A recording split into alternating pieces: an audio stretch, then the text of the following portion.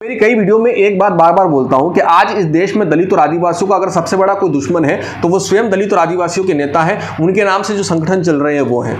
ये बात मैं वापस इसलिए बोल रहा हूं कि सीहोर वाले बाबा के नाम से मशहूर प्रदीप मिश्रा जी, जिनकी शिव कथा पूरे देश में चलती है, अभी हाल में वर्तमान में उनकी कथा नर्मदापुरम में चल रही थी और वहां पर उन्होंने एक संदर्भ में ये कहा था कि आज देश में ज़रूरत है कि संविधान को कुछ बदलाव करके हमें हिंदू राष्ट्र इस देश को घोषित करना होगा। और ये बात उन्होंने इसलिए कही थी क्योंकि हर हिंदू पर्व पर अभी ये खबर आ रही थी कि हर हिंदू जुलूस पर कई एक विशेष वर्ग के लोग पत्थर फेंक रहे हैं, हिंदुओं को मार रहे हैं, उनकी दुकानों में आग लगा रहे हैं। ये तमाम तरीके की गतिविधियाँ इस देश में हो रही थी और काफ़ी अभी हो भी रही है। तो इस बात को ध्यान में रखते हुए उन्होंने ये बात बोली थी कि आज इस देश को हिंदू राष्ट्र घोषित करना है तो संविधान में कुछ बदलाव लाना होंगे। अब ये बात कोई नई नहीं थी, इससे पहले भी ये बात बहुत सारे लोगों ने कही थी, बहुत सारे लोगों ने इसका विरोध भी किया और बहुत सारी चीज़ें हुई है। लेकिन प्रदीप मिश्रा जी ने ये बात कही है और इस बात को लेकर तमाम तरीके के दलित संगठन, आदिवासी संगठन सक्रिय हो गए। उनकी एक वीडियो क्लिप को बार बार सोशल मीडिया पे वायरल किया जा रहा है। ऊपर कैप्शन बहुत गंदे गंदे लिखे जा रहे हैं। कुछ शिकायतें भी दर्ज हुई है थानों में, कुछ जगह विरोध भी इसका किया गया है। तमाम तरीके की ये चीज़ें हो रही है आदिवासी और दलितों द्वारा। अब इसको इतना बड़ा इशू क्यों बनाया जा रहा है, प्रदीप मिश्रा जी को इतना बड़ा लेवल पे टारगेट क्यों किया गया, मैं बताता हूँ। सच्चाई ये है कि प्रदीप मिश्रा जी जो है उनकी ज़्यादातर कथाएं जो है आदिवासियों के बीच में हो रही है, उनकी ज़्यादातर कथाएं जो है दलितों के बीच में हो रही है। जहाँ पर बहुसंख्यक इलाकों में आदिवासी और दलित रहते हैं वहाँ पर उनकी कथाएं हो रही है और अभी लगातार तो आदिवासियों के बीच में हो रही थी।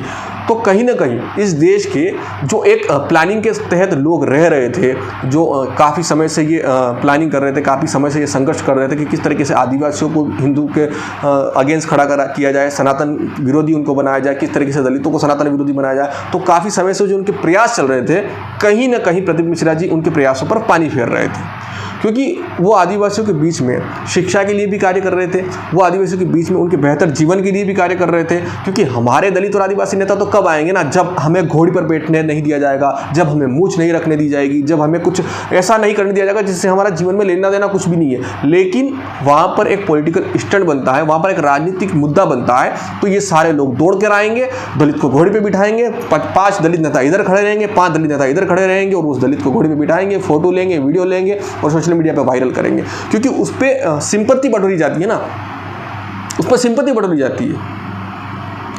लेकिन उनके बेहतर जीवन के लिए किस तरीके से काम करे इस पर कोई दलित नेता नहीं बोलेगा। उनके बेहतर शिक्षा के लिए किस तरीके से काम करे इस पर कोई आदिवासी नहीं बोलेगा।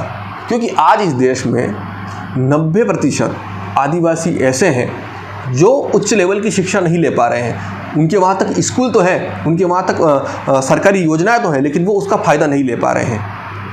और उस वर्ग से, उस इलाके से जो नेता चुना जाता है वो उन्हीं की वर्ग का होता है, लेकिन वो स्वयं को सुरक्षित करता है, स्वयं के परिवार को सुरक्षित करता है, समाज जाए भाड़ में।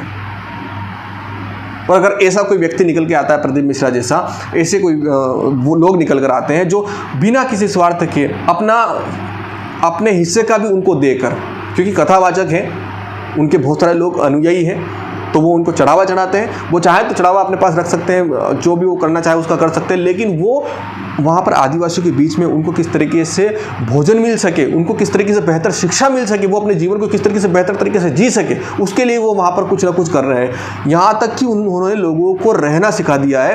रोज़ लोग सवेरे नहा धोकर मंदिर में जाते हैं, शिव जी को जल अर्पण करते हैं और ये इतना ही मांगते हैं। प्रदीप मिश्रा जी हमेशा बोलते हैं कि मैं आपसे सिर्फ इतना ही मांगता हूँ कि आप एक लोटा जल चढ़ा दीजिए शिव जी को, मुझे सब कुछ मिल गया। तो इस बात से बहुत सारे जो दलित और आदिवासी लोग थे, जो नेता थे, जो आदिवासी नेता और दलित नेता थे, ये बहुत खफा थे, क्योंकि इनकी की कराई कई सालों की मेहनत पानी में फिर रही थी। ये कौन है प्रदीप मिश्रा, कहाँ से आ गया, दलित और आदिवासियों को मंदिर भेजने लग गया। हम तो इतना जोरों शोरों से ये कह रहे दलितों को मंदिर नहीं जाना दिया था, दलितों को मंदिर नहीं जाना दिया था, और ये न जाने कहाँ से आ गया और मंदिर ले जा रहा है दलितों को, आदिवासियों को। तो हमारा तो जो प्लान था वो पूरा प्लान फेल हो जाएगा।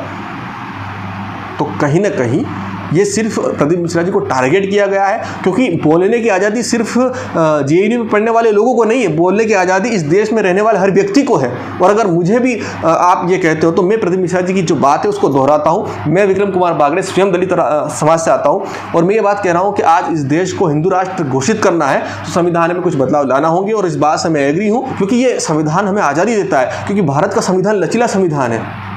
अगर कोई भी व्यक्ति भारत के संविधान में किसी भी तरीके से परिवर्तन की मांग करता है, किसी भी परिवर्तन की बात करता है, तो वो उस बात को बाकायदा चिट्ठी में लिखकर वीडियो के माध्यम से सरकार तक पहुंचाता है, देश के जिम्मेदार लोगों तक पहुंचाता है। तो इसमें कोई गुनाह नहीं है, इसमें कोई डॉक्टर बी आर अम्बेडकर का अपमान नहीं है, इसमें किसी तरीके के व्यक्ति का अपमान नहीं है, इसमें किसी की आस्था को ठेस पहुंचाने वाली बात नहीं है।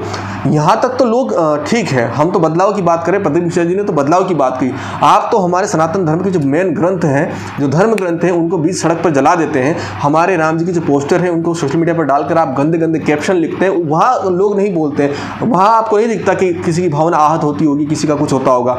यहाँ तक कि जिम्मेदार लोग जो इस देश में खुद को दलितों का बहुत बड़ा अनुयायी, बहुत बड़ा हितैषी बताते हैं, बहुत बड़ा उनका मसीहा बताते हैं, उदित राज, दिलीप मंडल और ये हंसराज मीणा जैसे लोग कितना गंदा गंदा लिखते हैं। हमारे नवरात्र में जब माता जी के त्यौहार होते हैं, जब हमारा कोई भी सनातनी पर्व होता है, तो उसके बारे में कितना गंदा गंदा लिखते हैं।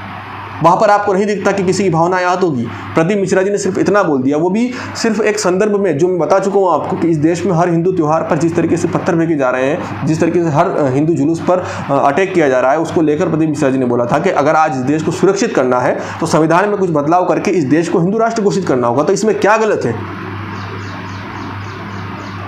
आपको इतनी परेशानी होगी क्यों? लोग जब गजबाए हिंद का नारा लगाते हैं इस देश में, तब आपको परेशानी नहीं होती है। जब कोई लोग ये बोलते हैं कि हमें इस देश को सुरक्षित करना है तो हिंदू राष्ट्र घोषित करना होगा, तो उसके लिए कुछ बदलाव चाहिए, तो उसमें आप भड़क जाते हैं, उसमें आप सड़क पर आ जाते हैं, उसमें आप विरोध प्रदर्शन करने लग जाते हैं। क्यों? आपकी मेन समस्या यह नहीं है, आपकी मेन समस्या है कि कोई ब्राह्मण दलित और आदिवासियों का मसीहा बनता जा रहा है, उनको फायदा पहुंचा रहा है, उनके जीवन को बेहतर कर रहा है, उनको मंदिरों में ले जा रहा है, तो आपसे ये देखा नहीं जा रहा है, क्योंकि आपकी कई सालों की मेहनत बर्बाद होती हुई आपको दिख रही है, तो आप उसके पीछे लग गए, आपने उसको बर्बाद करने के लिए बहुत सारी चीज़ें करना शुरू कर दी। लेकिन एक बात मेरे हिसाब से, मैं मेरे समाज के उन सभी लोगों से कहना चाहूँगा कि अगर जब तक आपको नहीं लगता कि कोई व्यक्ति आपका गलत कर रहा है, आपका बुरा कर रहा है, तब तक आप किसी के कहने पर, किसी ऐसे दो कौड़ी के दलित और आदिवासी नेताओं के जिनका समाज के लिए कोई योगदान नहीं है, उनकी बात मानकर आप किसी व्यक्ति का विरोध न करें।